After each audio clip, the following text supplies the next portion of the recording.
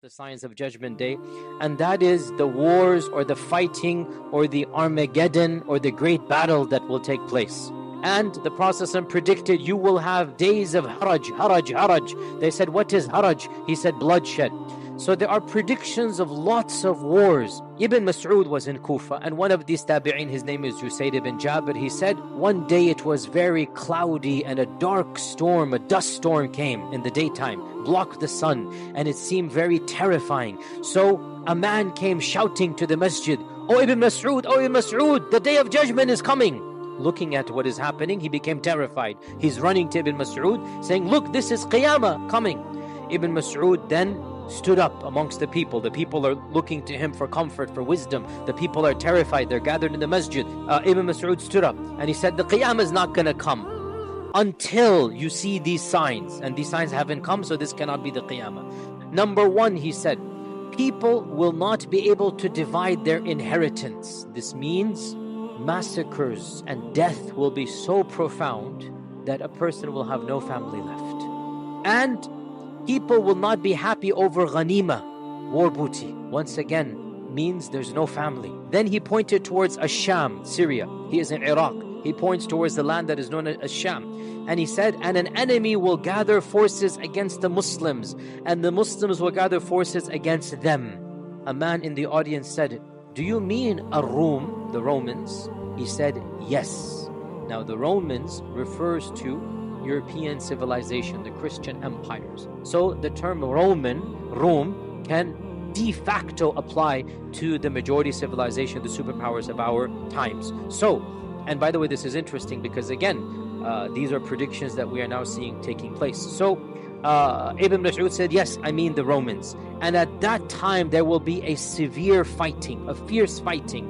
The Muslims will send a battalion to fight to death, and they will not return. They will die. They will fight until night. Neither side will be victorious over the other. On the second day, the Muslims will send another battalion, and they will fight to death, and they will not return victorious. On the third day, the same thing will happen. And then on the fourth day, so for 3 days, Muslims are going in, and it is going to be massacre after massacre. Nobody will remain alive from the first batches that go. On the fourth day, Allah Azza wa Jal will grant victory to the Muslims, and the enemy will be defeated. So there will be 4 days of battle somewhere in Bilad al-Sham. Now the hadith goes on. This will be a battle the likes of which have never seen before. This is very terrifying.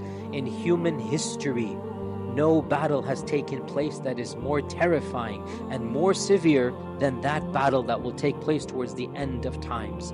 And then Ibn Mas'ud said, and this is so powerful, and it's not Ibn Mas'ud, it is from the Prophet ﷺ, so much so that a bird that will fly over them will fall down dead. Now, you tell me, before I move on, you tell me, no matter how many people are killed by the swords on this land, will it affect a bird in the heavens?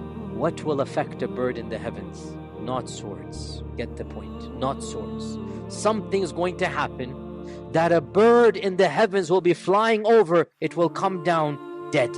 And then the hadith goes on. Out of a family of 199 will perish and 1 will survive.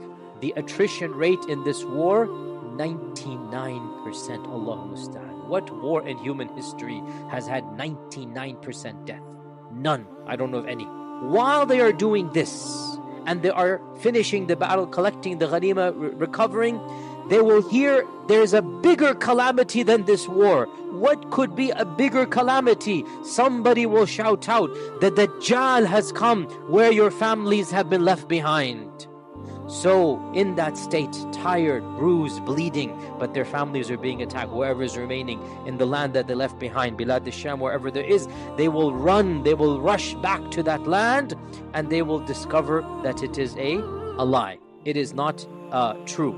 And in one hadith it is mentioned that they will send their 10 best horsemen to go verify that news. The 10 fastest horsemen. And then the Prophet ﷺ said, I know their names and the names of their forefathers and the colors of their horsemen, the colors of their horses, and they will be the best horsemen on the face of this earth. Now, does this mean we will go back to horses and swords? If there is that type of war, in all likelihood we will. If there is that type of war, when nuclear weapons and whatnot and every side and whatnot, then we will go back to those days when there was no electricity and whatnot. We're going to go back to this.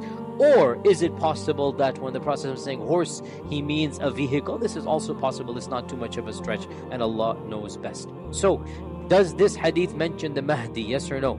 It does not. But other ahadith mention that the Mahdi will be the one that will be there when the news comes that the Dajjal is around. So it appears that this big war that is being referenced is a war that the Mahdi will participate in, even though he's not mentioned in this one, right? So it is a war between Ar-Rum and between the Muslims.